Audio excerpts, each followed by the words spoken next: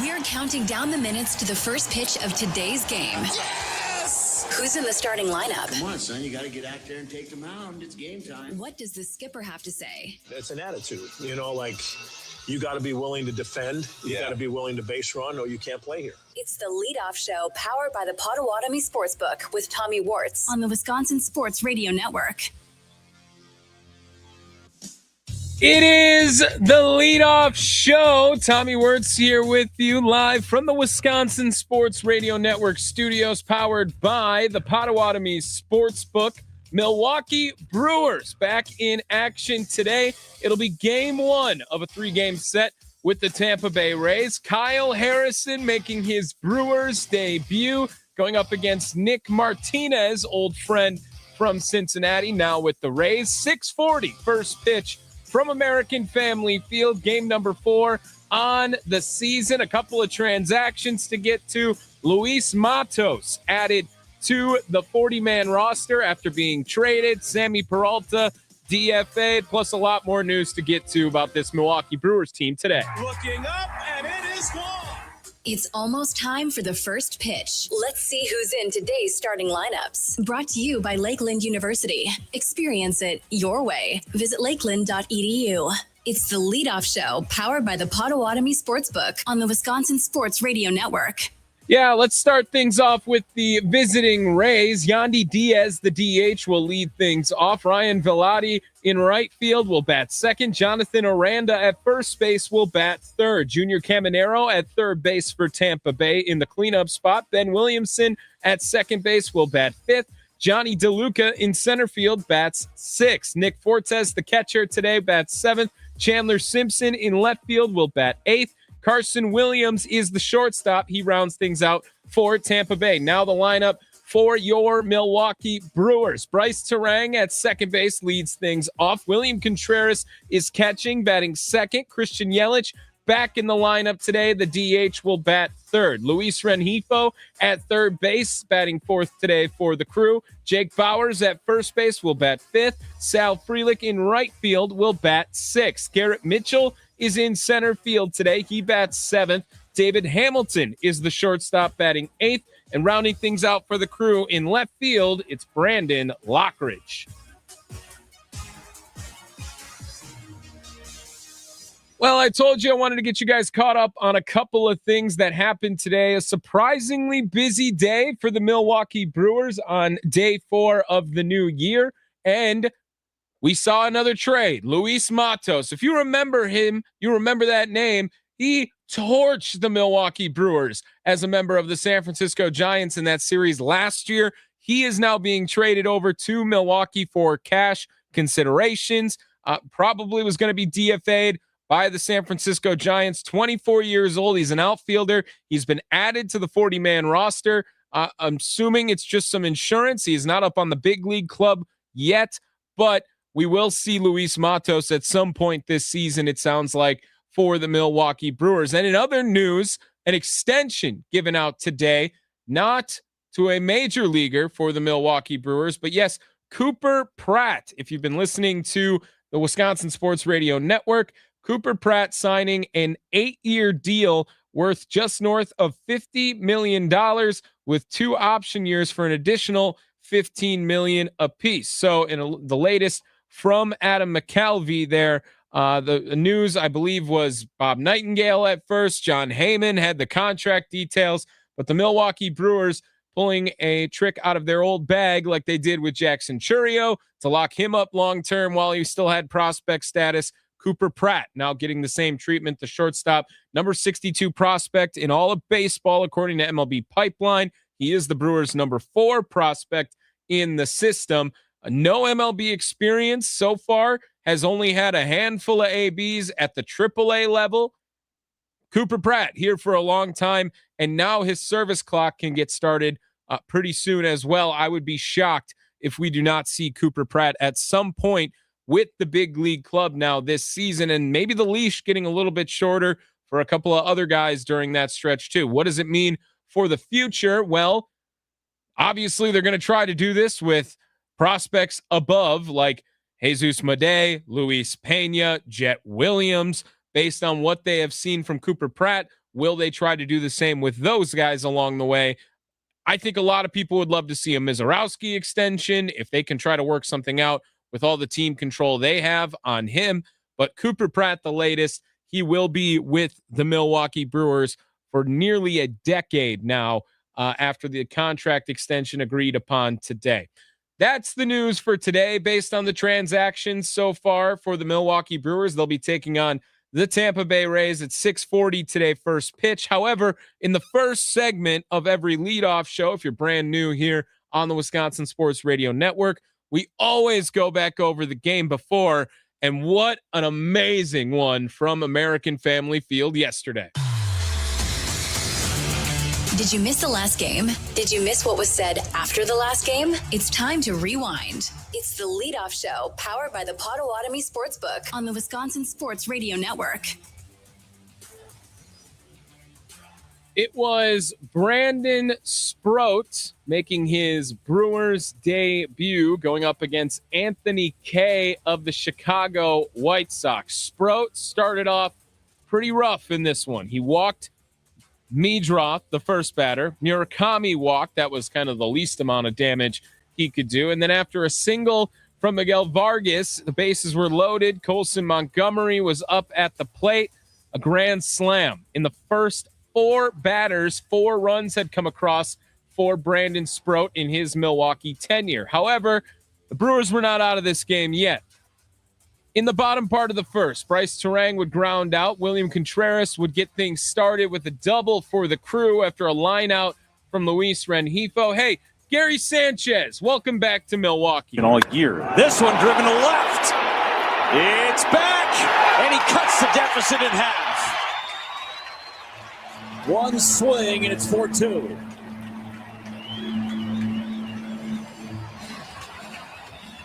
Gary Sanchez saying not so fast. You got plenty of time to get back into this one, and he just did it. When a pitcher wasn't even to strike, a fastball up out of the zone. Plenty of time to get back into the contest. Indeed, all highlights courtesy of Brewers TV. 4-2 after 1 inning in this one. Sproat would go back out for the second. Again, a leadoff walk. And then another homer in the inning from Munetaka Murakami would make things 5-2 in favor of the Chicago White Sox. Another one would come across from a Colson Montgomery single. In the third, another homer. Everson Pereira this time.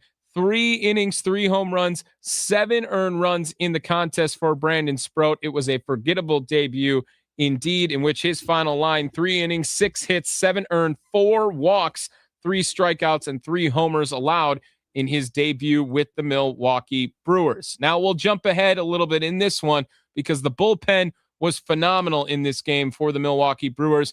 14 2/3 innings over that series against the Chicago White Sox, just 1 earned run, and really keeping things in check was Jared Koenig in the 6th. He would strike out the side. Got him. Koenig comes in and strikes out the side. He gets Peters, Meadroth, and then Murakami looking. Murakami looking, and it would be 7-2 heading into the bottom part of the 6th inning for the Milwaukee Brewers. Sal Frelick would double to lead things off after Joey Ortiz would strike out swinging. Jake Bowers would move the runner over on a ground out towards first base. There was one man on, Brandon Lockridge up to the plates. Ground ball right side, base hit. The Brewers are back on the board. There you go. That's a nice approach right there. The 4-seam fastball up and away, 97 miles an hour. He just kind of laid the bat on it and found that big hole between first and second. They had to drive in a run, a big 2-out base hit for Lockridge. Brewers finally cash in with a man in scoring position. The Brewers had the leadoff man on in the 6th inning. They had a leadoff man on second in the 5th inning and a leadoff walk in the 4th inning as well. And this was finally the first time the Brewers were able to capitalize on getting a man in scoring position. Heading into the 7th inning, no runs come across. It is 7-3 now. The 8th inning is where things really started to heat up for the Milwaukee Brewers. Locking it down for 2 innings was Jake Woodford, the new Brewer this season. Joey Ortiz would lead off the 8th with a single. Jake Bowers would strike out. However, Brandon Lockridge would beat one out on an infield hit to third base. Blake Perkins would draw the walk. The bases were loaded, and Bryce Terang was up. Line to left, a base hit. 1 run scores. Lockridge stays put. Station to station. It's 7-4. There you go. Bryce Terang against lefties has been much better, and that will indeed be the end of the day for Murphy. The Brewers clawing back in. That go-ahead run comes to the plate. Go-ahead run was William Contreras. He would pop out to third base. 2 outs now with the bases loaded, and the Brewers trailing 7-4 in this one. How about another new face making a big name so far, Luis Rengifo? And it's a base hit. 1 run's in. 2 runs are in. Terang ends up at third. It is a 1-run game. A huge hit for Luis Rengifo, 7-6. However, none bigger than this next one. What a swing, Christian Yelich to give the Brewers the lead. 2-2. Fly ball to deep right. It is way back. It's gone. Yelich delivers in the clutch. Yeah, maybe the biggest swing I've seen Christian Yelich make in quite some time there. That being his first pinch hit home run of his career. He starts a whole lot, so maybe not necessarily a huge shock, but it was also Yelich's first career extra base hit as a pinch hitter. He entered 7 for 30 in those scenarios up until that moment yesterday. In the 9th inning, it was now 7-9, and Trevor McGill would come in, lock things down after a leadoff single. He would strike out the next 2 and a pop and a fly out to right field that got a little close. Maybe a couple people holding their breath on the swing. However, the Brewers would win 9-7 over the Chicago White Sox, sweeping the Southsiders there. 3-0 now on the season. A couple other news in notes from this one. The Milwaukee Brewers 3-0 to start the season for the 10th time now in franchise history, and for the first time since starting 4-0 in 2024. The Brewers swept the White Sox in a series of at least 3 games now for the 11th time. Brewers are 105-58 since 2022 in interleague play. That is the best record in all of baseball during that stretch. And of course, a comeback win for the Milwaukee Brewers. They won after trailing by 4 or more runs in the 8th inning for the first time since 2021 over the St. Louis Cardinals, when they were down 5-1 entering the 8th inning, and won 6-5 on that walk-off grand slam by Dan Vogelbach, if you remember that big swing back then. However, we're still talking about 2026. The MVP of the last game for the Crew? Who stood out the most? Let's find out. It's the Leadoff Show, powered by the Potawatomi Sportsbook on the Wisconsin Sports Radio Network. It's going to be Christian Yelich. We're going to hear from him as well after the game. Before that, Nikolai Law talking text line 414-677-1250. Trell on the north side of Milwaukee. How we doing today, Trell? How you doing, man? What's going on? Nothing much. What do you want to talk about here, Trell? Hey, I kind of want to talk about. I was intrigued by the Pratt deal. Yeah. So I just wanted to look at some of the guys that maybe be getting similar deals. Because I'm a big Made fan. Yeah, of course. But I just want to know: are there any other guys that are killing it a little bit that might be getting a spot on this club in the next? I will say this, Trell, that they are foolish to not think that they are doing the same thing with Made and Pena. I would assume they will ask both of them if they are interested in this. Jet Williams, I think they would like to maybe see a little bit more in their system before they have anything to go around with that. But hell, you saw Andrew Fisher in the World Baseball Classic. I think a lot of people would be down to do some sort of deal with him to get him maybe on a bargain, team friendly. Yeah, he's nice too. What position does Pena play? Well, Pena also like a middle infielder. He's a second baseman, shortstop. But I would also assume this Pratt deal, it doesn't get me excited to see Bryce Terang's going to be here long term. I'll tell you that much. But I think Pratt, because when I read, they did say that it's possibility that he could move to third. Yeah. I don't know if that's a good or bad thing, but it was mentioned. So maybe that's what their plan is. Hopefully one of these guys will take the reins to be the next shortstop, and then they can just, progressively move him to third base. So yeah. And I think that would be awesome. He's 21 years old. He doesn't have a whole lot of third base experience leading up until this season, but he's open to it. He's said that to me and Tim Allen when we were down there in Arizona. However, he has been brought up predominantly as a second baseman during this time. Trell, hey, thanks for the call, man. Go Brewers. Thank you. There he is. Trell on the north side of Milwaukee on the Nicolay Law talking text line 414-677-1250. Christian Yelich, we mentioned it. The swing that everyone, if you guys forgot it, I mean, we can definitely play it one more time. 2-2. Fly ball to deep right. It is way back. It's gone. Yelich delivers in the clutch. I mean, what an awesome swing from Christian Yelich. That ball was launched 111 off the bat, 421 feet for Christian Yelich. He is the MVP of the game, of course. Let's hear what he had to say in post-game after. This feels like when we asked you about the walk-off homer, the first walk-off. Did you know you hadn't had a pinch hit homer? Oh, yeah. No, I know I hadn't hit a pinch hit homer. Great spot for the first one, though, and it was just a good one for the guys for sure. Because you just don't have, you've started all the games in your career. How challenging are those spots? Yeah, I mean, you try to, when when you're not starting the game, that situation and that spot's like a possibility the entire day. So you're just trying to get yourself ready and stay loose in the cage, follow the game, find the spots where you might have a chance to hit or a spot where Murph would want you to hit. So, that's really how you spend your day. And just a great opportunity came up there because the guys had a lot of really good at-bats in front of me. That spot doesn't happen if, Rengifo doesn't have a great at-bat. Perk, Rang, just all those guys. And, let me have the opportunity to be in that situation, and I was able to come through for the guys. You said, too, you can't out there, you go up there thinking homer, right? But yeah. Is that part of why we saw the emotion come out of you, too?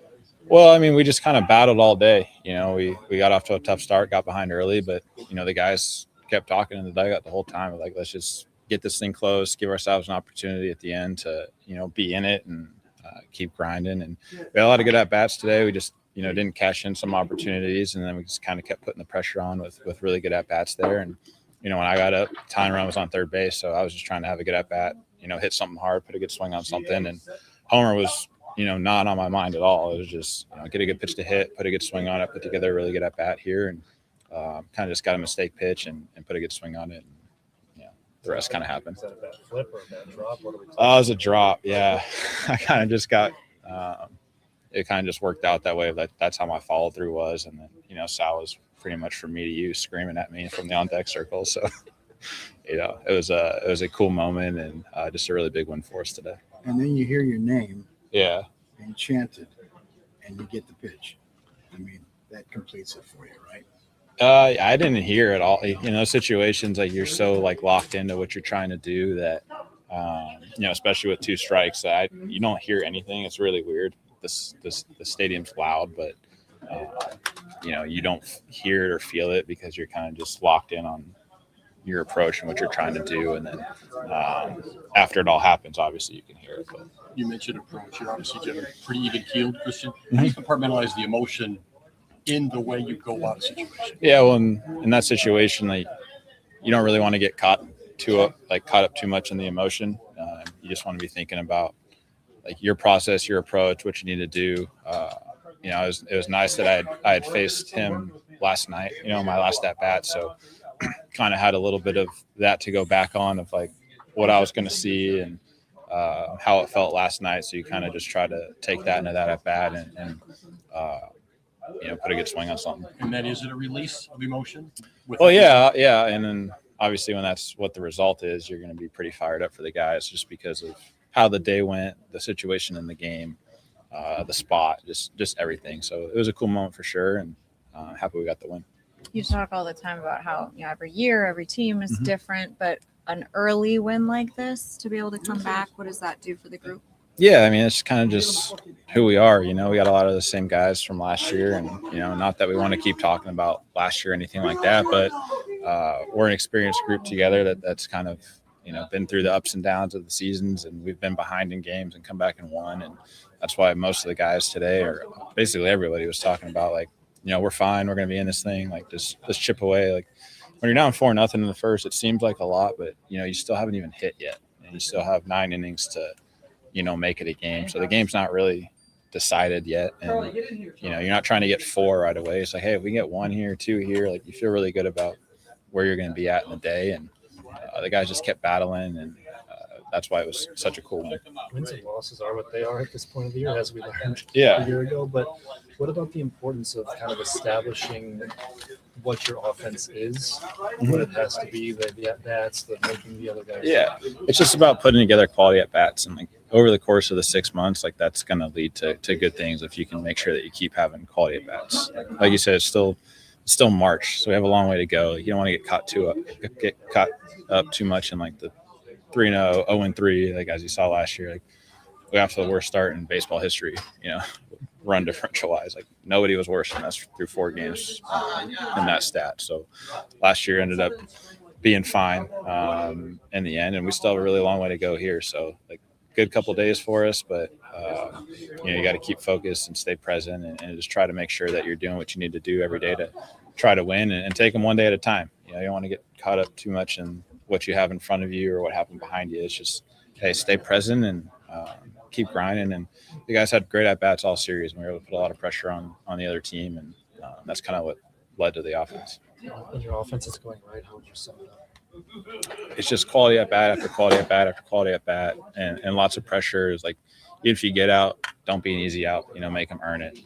Long at-bats, they end up taking their toll, and you end up, getting the results a couple innings later if you don't get them immediately. If you just keep making them make stressful pitches or have to make quality pitches to get you out. If you can do that throughout your lineup, you're in a really good spot. And just guys just passing the baton to each other, and it eventually paid off for us with all those quality at-bats there in the 8th inning and gave us the lead. There is Christian Yelich speaking after the game. That audio, thanks to Spencer Williams for sending that on over to the station here at WI Sports Radio. Coming up, more pregame coverage here on the Leadoff Show, as we are going to, of course, check in with the expert over at the Potawatomi Sportsbook, Austin Herdina, at about the top of the hour, 6 o'clock or so. We're going to hear from the manager, Pat Murphy, and of course, go dive deep into some of the matchups happening today between the Milwaukee Brewers and the Tampa Bay Rays. It is the Leadoff Show. Tommy Wortz here with you live from the Wisconsin Sports Radio Network studios, powered by the Potawatomi Sportsbook.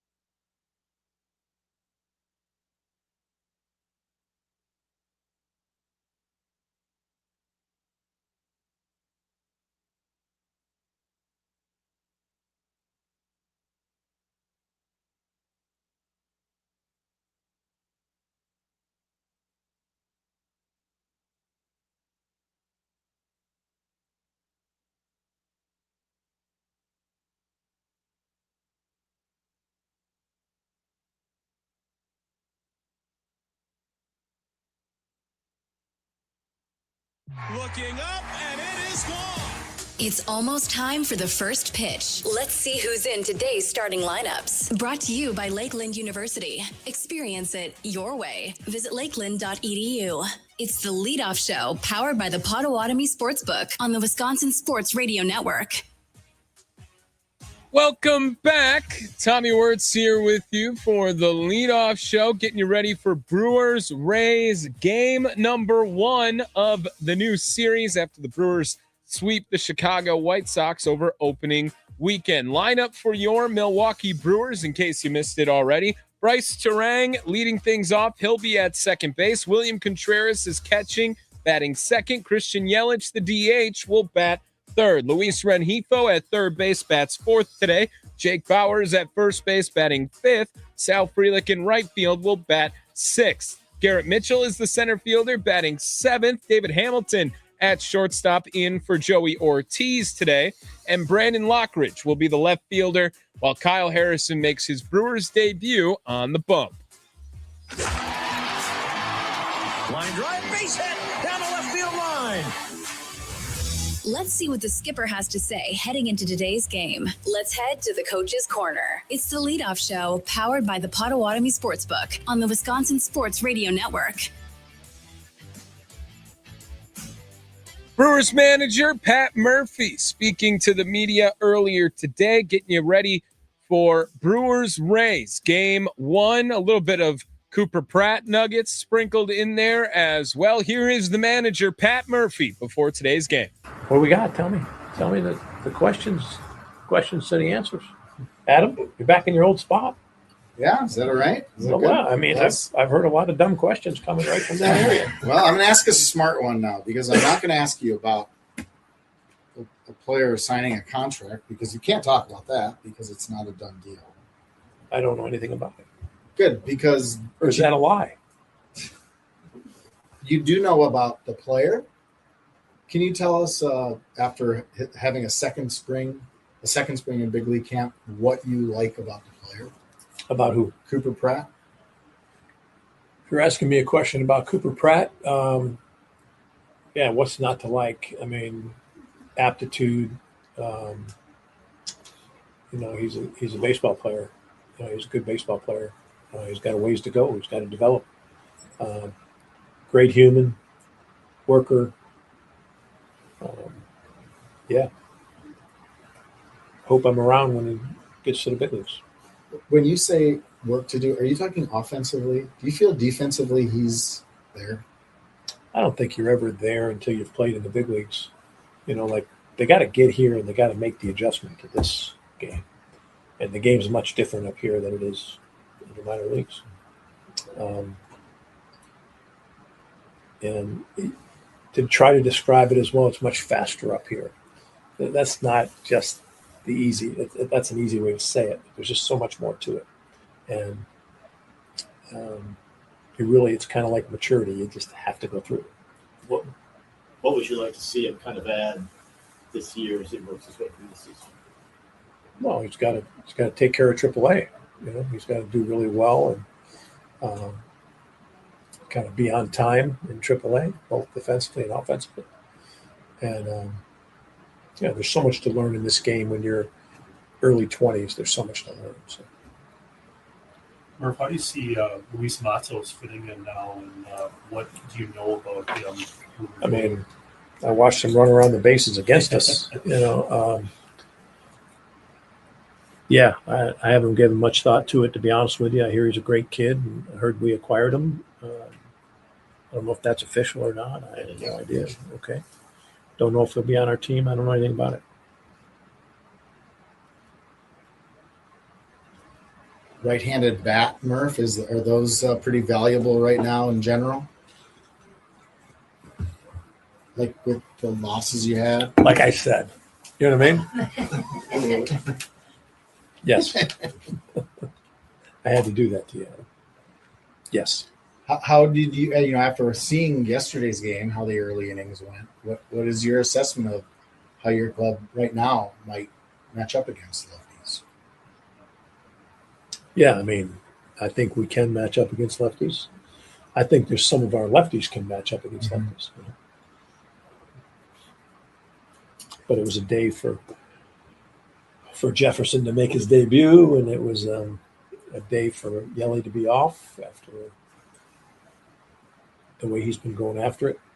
So, yeah, I think we're obviously we're not a whole different team versus lefties, but it changes the running game somewhat sometimes.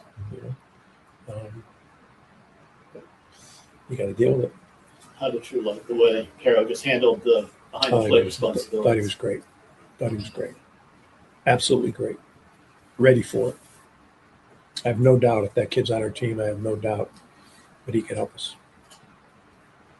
Mark, there was a note offensively that you guys are seeing on average 23 pitches per inning.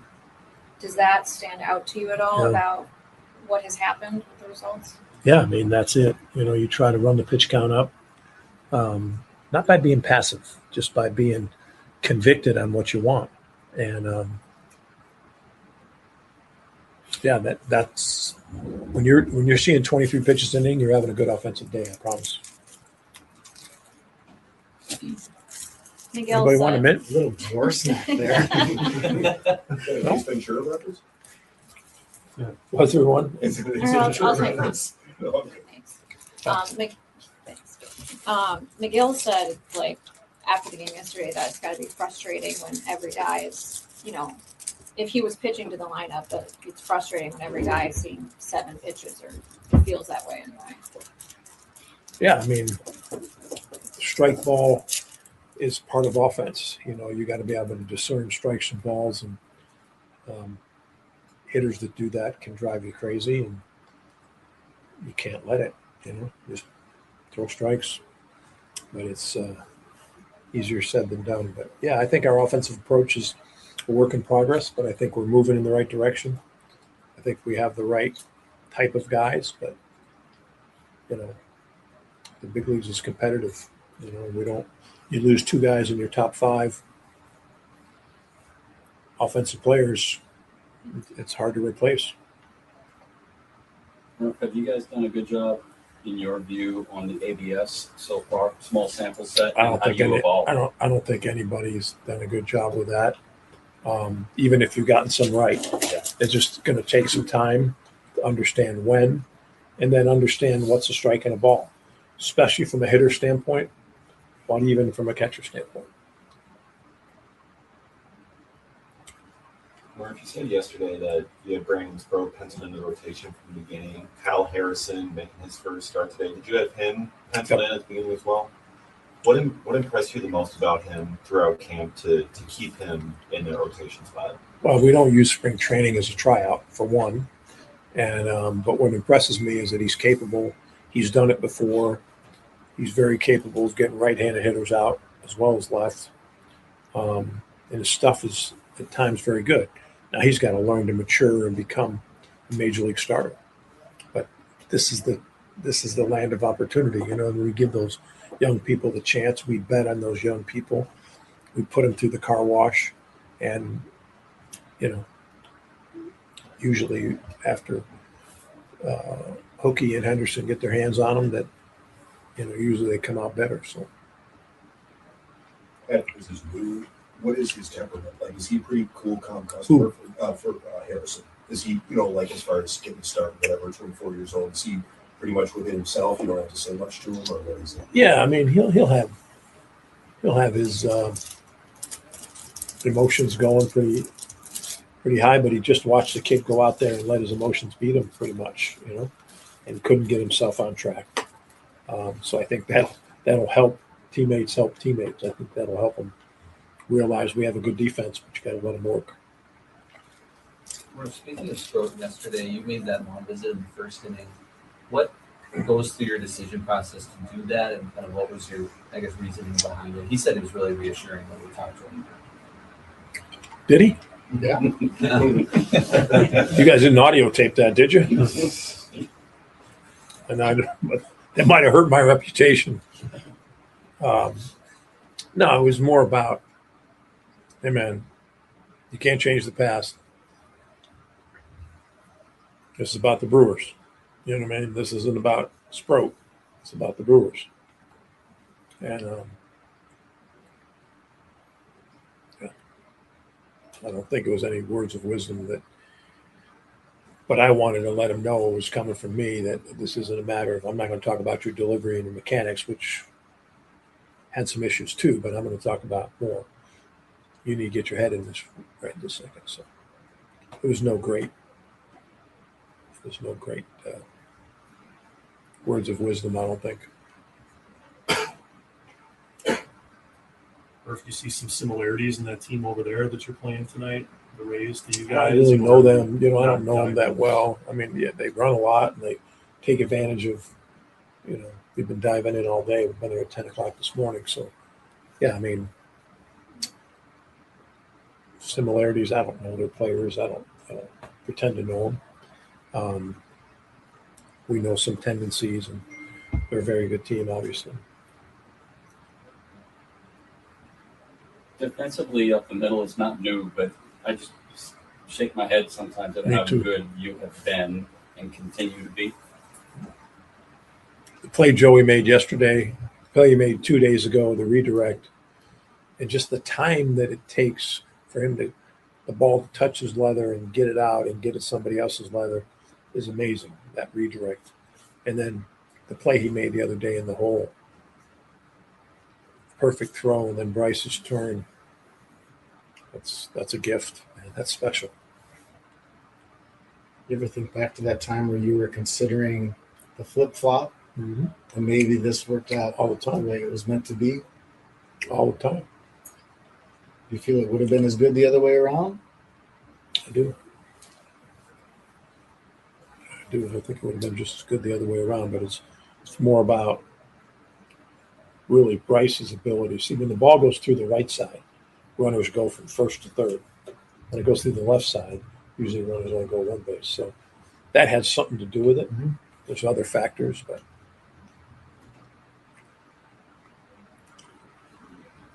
yeah, I think we're really lucky. Really lucky with the type of guy we have.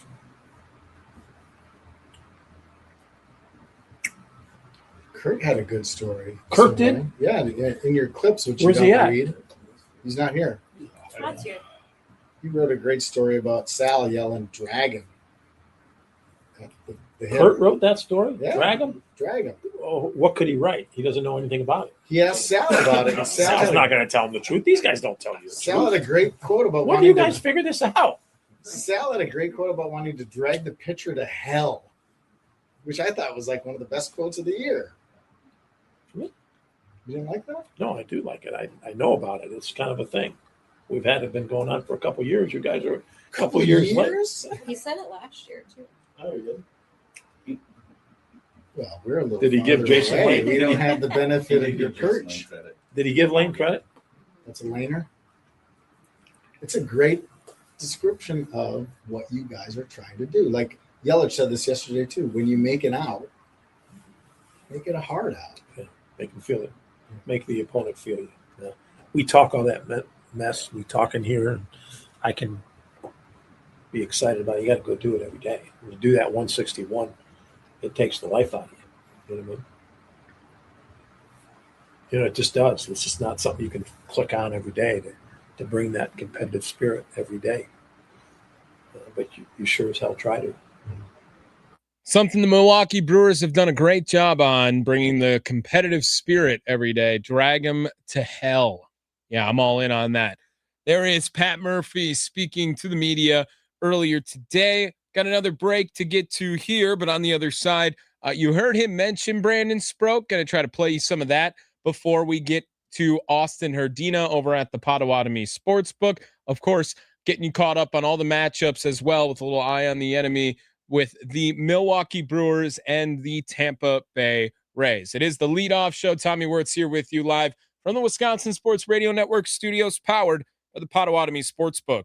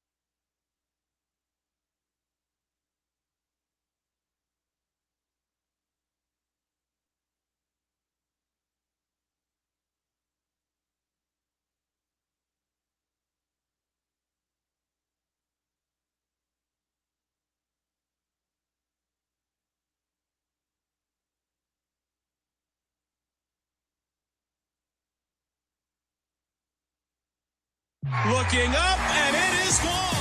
It's almost time for the first pitch. Let's see who's in today's starting lineups. Brought to you by Lakeland University. Experience it your way. Visit lakeland.edu. It's the leadoff show powered by the Potawatomi Sportsbook on the Wisconsin Sports Radio Network. Welcome back. Tommy Wortz here with you live from the Wisconsin Sports Radio Network studios, powered by the Potawatomi Sportsbook. Get you the lineups for your Milwaukee Brewers today as they gear up for Game 1 against the Tampa Bay Rays, in case you missed it earlier today. Bryce Terang will lead things off at second base for Milwaukee. William Contreras is catching. He'll bat second. Christian Yelich, the DH, will bat third. Luis Rengifo is at third base in the cleanup spot, while Jake Bauers will play first base and bat fifth. Sal Frelick will play right field and bat sixth. Garrett Mitchell in center field bats seventh today. David Hamilton getting the start at shortstop over Joey Ortiz in the eighth spot. And Brandon Lockridge rounds things out. He's in left field today for the Crew. I wanted to bring this up. Don't quite have enough time for Sproat right now. We'll get to him after Austin Herdina and the Potawatomi Sportsbook check-in with the expert to get you some of the betting odds for today's game involving the Milwaukee Brewers and the Tampa Bay Rays. The ABS automated ball strike system, would love to know your thoughts on it. 414-677-1250, the Nicolay Law talk and text line. Send a text in on how you might have felt about the ABS system after the first weekend, because I have been on record that I don't know if it was necessary for the game. I guess I understand why it's in the game, but I would have been just fine without an ABS system being implemented to every baseball game. 5 days into the season, we saw our first ever ejection. That came from Derek Shelton of the Minnesota Twins, who was arguing balls and strikes with a robot. Yeah, that's pretty much what that argument entailed. But there's a couple of numbers I wanted to get to that involve ABS and see if you guys might have noticed this along the way. Whatever it is, 414-677-1250 if you want to also contribute your thoughts. There was a 54% success rate across Major League Baseball on ABS challenges. So it's basically a coin flip. Teams are averaging about 2 challenges per game, with catchers by far initiating the most. Here's some of the other numbers. 78 challenges by batters. There was a 42% success rate when the batter was challenging an ABS call. The catcher, however, initiated 92 challenges over that time. That number jumps up to 64% on correct challenges. The pitcher, 40% success rate. However, only 5 challenges. So a lot of teams maybe saying pitchers don't get the challenge. You can challenge if you're a hitter, and you let the catcher trust most of them. Some of the other numbers that change, this is off of a successful challenge. So if you are the batter and you are challenging that, hey, that strike was a ball, when they are successful, 47% walk percentage when the batter correctly guesses a strike to a ball via the ABS system. When the pitcher has successfully challenged, this is also a crazy one, from a strike to a ball, when the pitching team has a 3% walk percentage in those ABs. Strikeout percentage jumps up to 62% when the pitching team has a successful challenge, and down to 17% when the hitting team has a successful challenge. The on-base percentage when the batting team has a successful challenge, 567. Yes, 567 on-base percentage with an OPS of 942. And when the pitching team has a successful challenge, a 183 on-base percentage, the OPS down to 429. The Astros 0 for 6 on challenges so far this year. Aaron Judge, the only player to homer after successfully challenging an ABS strike or ball.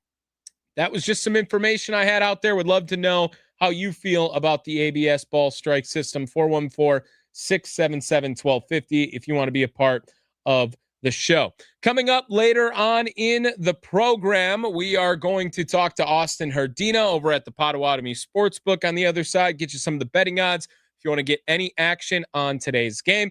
And of course, continuing to look ahead, play some Brandon Sproat sound from yesterday and get you caught up so that you're all ready to go for first pitch at 6:40 today from American Family Field between the Milwaukee Brewers and the Tampa Bay Rays. Tommy Wortz here with you in the Wisconsin Sports Radio Network studios, powered by the Potawatomi Sportsbook. It's the leadoff show, Game 4 of the 2026 season.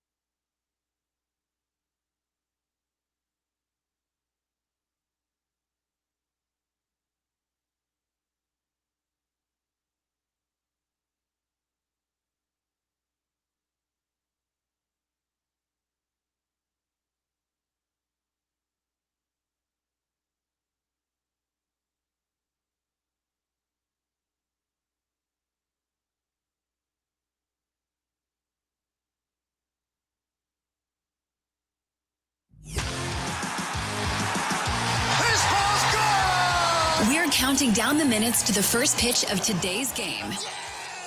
Who's in the starting lineup? Come on, son, you got to get out there and take the mound. It's game time. What does the skipper have to say? It's an attitude, like you got to be willing to defend. You got to be willing to base run, or you can't play here. It's the leadoff show powered by the Potawatomi Sportsbook with Tommy Wortz on the Wisconsin Sports Radio Network.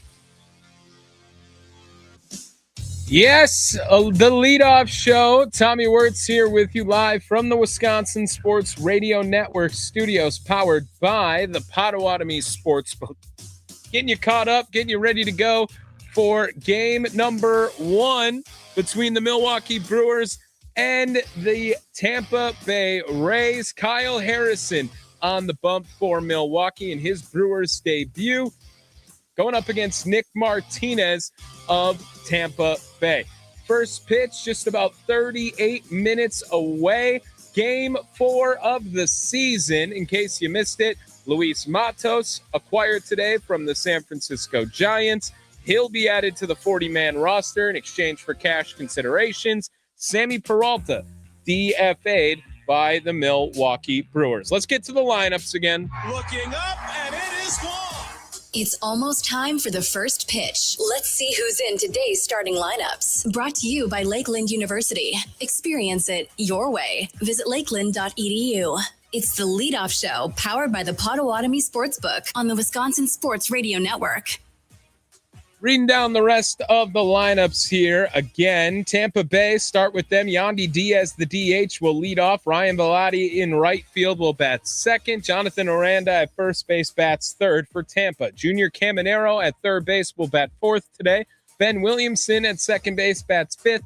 Johnny DeLuca in center field will bat sixth. Nick Fortes, the catcher, batting seventh. Chandler Simpson in left field will bat eighth. Carson Williams, the shortstop, rounds things out. He bats ninth for the Rays. Now for the Milwaukee Brewers. Bryce Terang at second base leads off. William Contreras catching will bat second. Christian Yelich is the DH. He will bat third. Luis Rengifo at third base bats fourth today. Jake Bauers at first base will bat fifth. Sal Frelick in right field will bat sixth. Garrett Mitchell is the center fielder batting seventh today. David Hamilton gets the start at shortstop. Say that 5 times fast. He will be in the 8th spot. Brandon Lockridge rounds things out. He is today's starting left fielder. Let's get you some of the betting odds courtesy of the Potawatomi Sportsbook. As we look over there, the Brewers, slight favorites today at minus 159 on the money line. And if you go to the run line of 1.5, you'll get plus 140 in favor of the Milwaukee Brewers. The over-under set at 8 today. That number has looked pretty good so far, courtesy of the Potawatomi Sportsbook. And the best odds to homer of any Milwaukee Brewer, plus 460, Christian Yelich, plus 500, Jake Bauers, plus 510, Bryce Terang. Oh, I like all of those numbers for sure. Sal Frelick, plus 950, even though he already has one this season. Some of the pitcher props to look at, looking at the strikeout numbers for Kyle Harrison, the even line at over 4.5. That gets you minus 148 over at the Potawatomi Sportsbook, and minus 167 on over 14.5 outs recorded. They're expecting about a 5-inning game out of Kyle Harrison for his Brewers debut. It went a lot worse for Brandon Sproat yesterday. I wanted to get you some of that sound from the Brewers debut of Brandon Sproat, number 100 prospect in all of baseball, another top 100 guy for this Milwaukee Brewers team that now has 6 in MLB Pipeline's rankings. Here he is after the shaky outing yesterday for the Crew. Brandon, how does your mood about the way your day went change when the day ends the way it ended? Obviously, I'm happy for the guys today. I didn't do my job today, but the bullpen came in and picked me up. Jared, GA, Jake, and then McGill come in and close the door. They all did a phenomenal job, and then the offense never gave up. And that's amazing to see. After putting us down. But watching them just go to work every single pitch, and just battle it out till the very end. and then obviously the Yelly homer, the go-ahead homer. I mean, that was super awesome to watch. So, you know, props to all of them.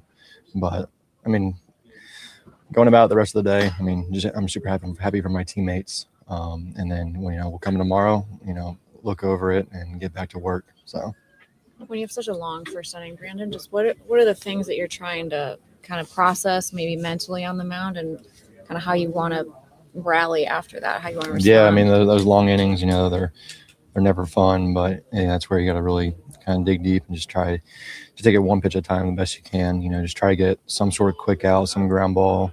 You know, just let the defense work behind you and try to get out of it as quick as possible.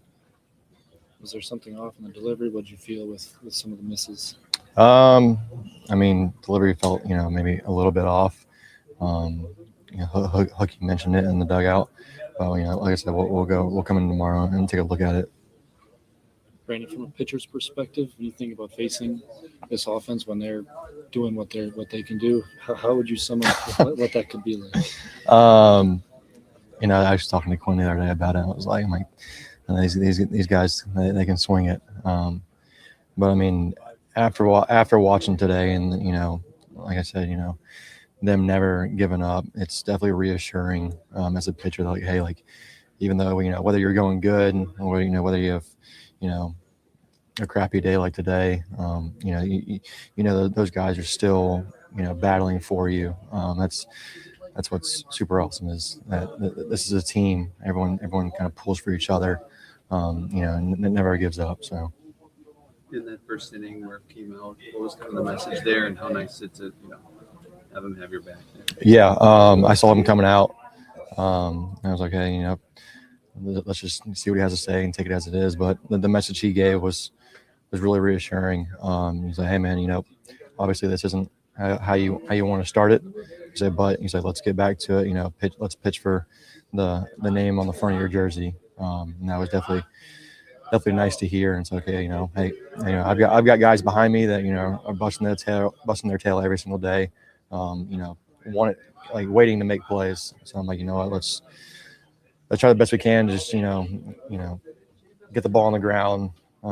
Just let them work. So. Nobody likes them. Craig Counsell returning to American Family Field. We all want to see them lose. It's not my job to tell people how to feel about something, or even to like figure it out. Like, let people feel how they want to feel, and I'm good with that, you know. And I think it doesn't have to be all positive. It's time to eye up the enemy for today's game. It's the Leadoff Show, powered by the Potawatomi Sportsbook on the Wisconsin Sports Radio Network. Time for a little eye on the enemy. Get you caught up on Nick Martinez against this Brewers lineup today. What he's done in the past. If you remember the name, Martinez spent some time with the Cincinnati Reds over the last couple of years, and now here with Tampa Bay. That means a lot of experience in the lineup versus Martinez here. Going down the list, everyone in the Brewers lineup having an AB against Nick Martinez in the past. Bryce Terang, 3 for 13 with a homer. William Contreras, 3 for 15 with a home run as well. Christian Yelich has also taken Martinez deep, and he's batting .313 for his career against him, 5 for 16 in that time. The 4 spot and the 5 spot, a combined 0 for 7. Luis Rengifo in 5 ABs. Jake Bauers with 2 no hits off Nick Martinez. Sal Frelick is 4 for 10. Garrett Mitchell, 4 for 10. David Hamilton looking for his first career hit in just 1 at-bat off Martinez. And Brandon Lockridge is 1 for 1 against the righty. Now, on the other side of things, Kyle Harrison, what has he done against this lineup so far in his young career against Tampa Bay? Well, Yandy Diaz, the only man with a hit. He's 1 for 2. A lot of guys looking to get their first crack at Kyle Harrison. Junior Caminero, however, 0 for 2. Nick Fortes, the most ABs, 0 for 6 in his career against Harrison. Chandler Simpson, Carson Williams as well, a combined 0 for 5. Not a whole lot of damage has been done in this Rays lineup, specifically against Kyle Harrison. However, the Rays right now, the other best team hitting the baseball so far in Major League Baseball. Tampa Bay leads Major League Baseball with a .339 batting average. That is tops in the MLB. The Milwaukee Brewers are second, .337. An OPS of .971 as a team. That's the Milwaukee Brewers. The Rays are fifth in all of baseball with an .802. The Brewers have scored the most runs across the MLB in their first 3 games. That is 29. The next closest, the Los Angeles Angels, put up 25. That took them 4 games. However, the Rays have put up 23 in their first 3 games of the series. Milwaukee and Tampa expected to have some bats arrive this series. What can you expect out of Kyle Harrison? Well, last year in 11 games, he started 6 of them. He was 1-1 with a .404 ERA. His arsenal includes sinker, fastball, changeup, cutter, curveball, sweeper. All right. About 30% of the time, you'll see a sinker. Another 30% of the time, you'll see a 4-seamer. And then he works in a good mix of changeup, cutter at about 17% changeup, 15% cutter. The curveball and the sweeper, however, are combined just 5% of the time. You might not see a whole lot of them in the contest from Kyle Harrison. In the spring this year, Harrison, his last outing against Cincinnati on March 24th, 4 1/3, 5 hits, 1 earned run, 5 strikeouts in that contest. The Brewers would win that one 4-1. He got the loss against the Angels on the 18th. He went 2 2/3, gave up an earned run in that one. 6 earned runs against the Athletics in spring. That one really the only blemish on his spring campaign. Everything else, 1 or less earned run during this time. Excited to see what Kyle Harrison can do for this Milwaukee Brewers team. As of course, coming over with the Boston Red Sox trade. You guys see Caleb Durbin 0 for 12 the first weekend as a member of the Boston Red Sox. Boston Twitter all over him right now. I feel for him. I want Caleb Durbin to succeed for sure as well. His only career outing at American Family Field, Kyle Harrison came back with the Giants on August 28th back in 2024. He took a 5-3 loss, 4 2/3, all 5 earned runs. However, he did strike out 7 batters in that game. I'm excited for Kyle Harrison's debut. I want to see what they can get with him. He will be the lone lefty in this rotation, it sounds like, for the Milwaukee Brewers, at least for the time being. But he's got a great bullpen behind him. And speaking about that a little bit, yesterday was Brewers all-star closer Trevor McGill. Wanted to get you some of his thoughts on the bullpen for the Milwaukee Brewers, which in 14 2/3 innings has allowed just 1 earned run, albeit against the Chicago White Sox in the first series of the season. Here is Brewers closer Trevor McGill. Are you expecting to get in the game? I mean, you just kind of keep a level head, and what plays out, plays out. I was slated for down by 1, and I'm happy that Yelly came through and the rest of the boys came through right there. What about the work of the group in front of you, right, to cover the 6 innings? I mean, it started with GA, right? He came in, was up twice before even going into the game, and held it together the way he did, and just passed the baton on to the next guy. Could be more proud of the bullpen today. Trevor, what do you think when you're watching the way this offense makes other pitchers have to work? I imagine it's pretty damn frustrating having to throw 7 pitches at every dang hitter. Definitely wears on some guys, and that's kind of just what we do here is never quit and put together great at-bats and, get what you get and go with it. So proud of those guys, too. They pull together. How do you compartmentalize emotion? Obviously, it can be erupted at the end there today, but you got to be ready for that one way or the other. How do you do that? I just keep it level. 2023 or 2024, Willie hit one to me in the bullpen. I caught it, and kind of same story. You just have to, keep it even and realize you got a job coming up pretty soon to do. So we'll celebrate after pretty much. Do wins like this need more early to show you can come back and win as a team? I would like to say yes, but I mean, it's still, however many more games to go in the season. And so far, I really like what we're doing and, for the starting pitchers and for the bullpen, especially from the offense today.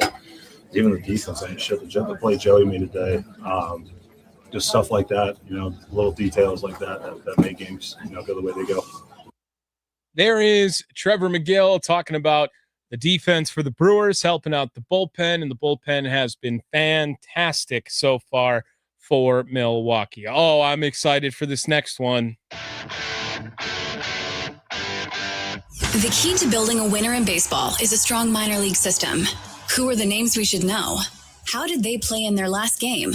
It's time for Building a Winner. It's the leadoff show powered by the Potawatomi Sportsbook on the Wisconsin Sports Radio Network. Yes, time for the Building a Winner feature. As we heard a little bit of news already regarding the minor leagues today. Cooper Pratt, the headline for sure. 8 years, $50.75 million. He will be a part of this Brewers organization for the foreseeable future. Not a massive deal.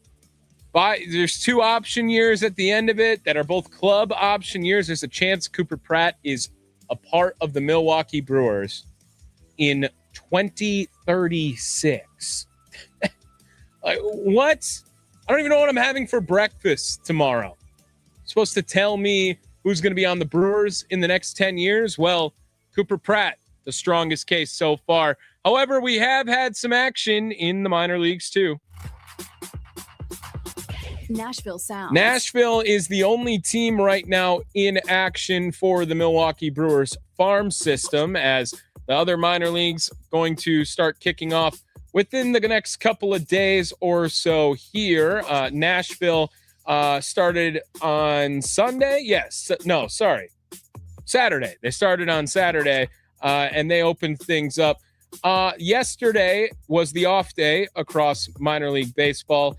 Jet Williams, however, 1 for 3 in his last contest. Cooper Pratt, 1 for 5. So far, Jet Williams hitting .273 in the first 3 games of the year, while Cooper Pratt hitting .267. Tyler Black, 1 for 4 against the Norfolk Tide. Eddie's Leonard has been having a great start so far. He's hitting .556.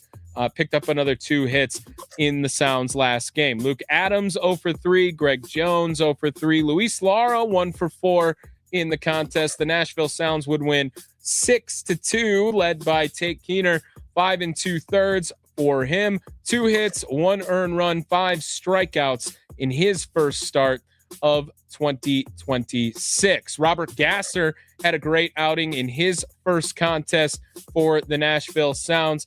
And now we all wait to see what happens with the pitching department, as a lot can still go down for the Milwaukee Brewers. Brandon Sproat, how long's the leash? I don't think we should judge him off of 1 outing, but there's a lot in the chamber in Nashville that we can see if the Milwaukee Brewers will take any action upon that. Building a winner each and every leadoff show. Excited to see what we get out of this minor league club. Now, Brewers, like you said, their top 10 prospects, just according to MLB Pipeline, in case you haven't heard yet. Jesus Madej, he's the number 3 prospect in all of baseball.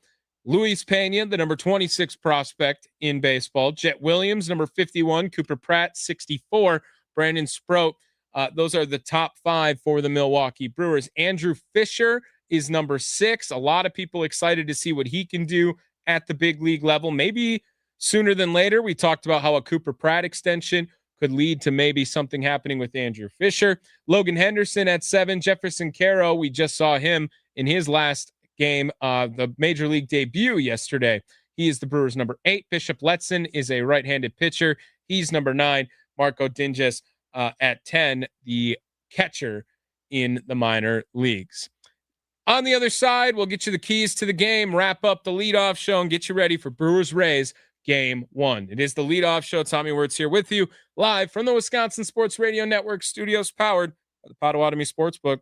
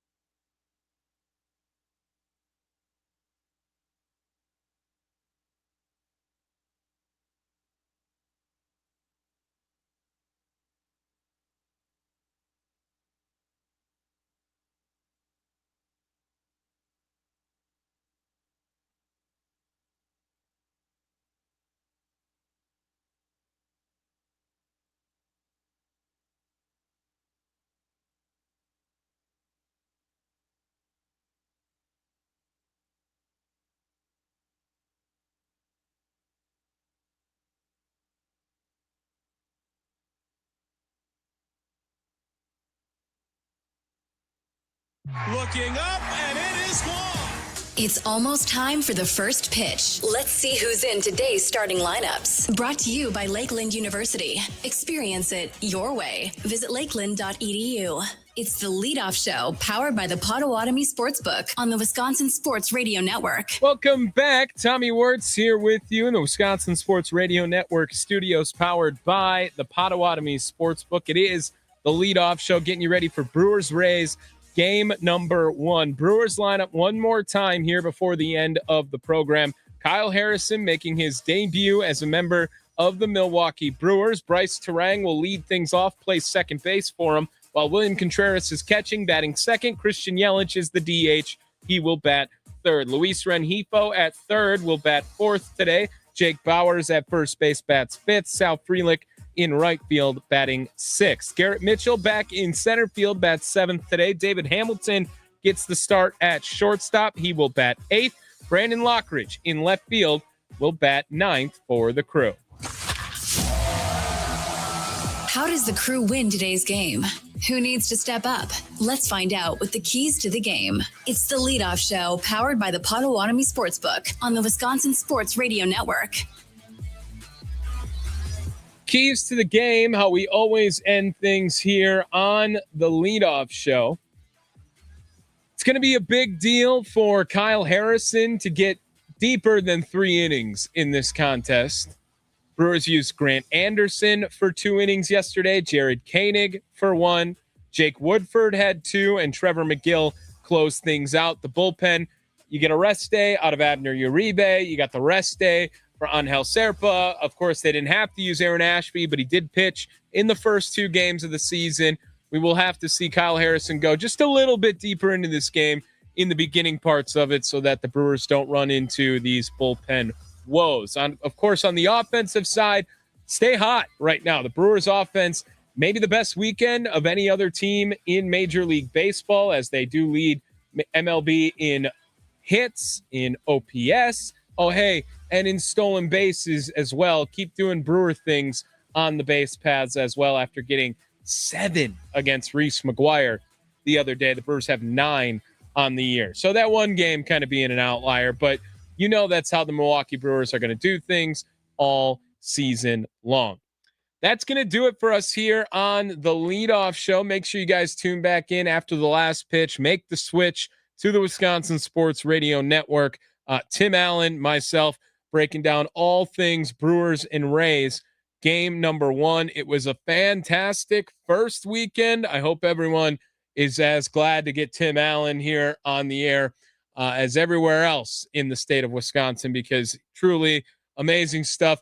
We'll have sound from the manager, Pat Murphy. Of course, any big moments from the game you can hear back right here on the Potawatomi Sportsbook post-game show immediately after Brewers and Rays game 1. If I'm going to make a prediction, hey, Brewers are still on pace for 162-0. Let's keep the train going.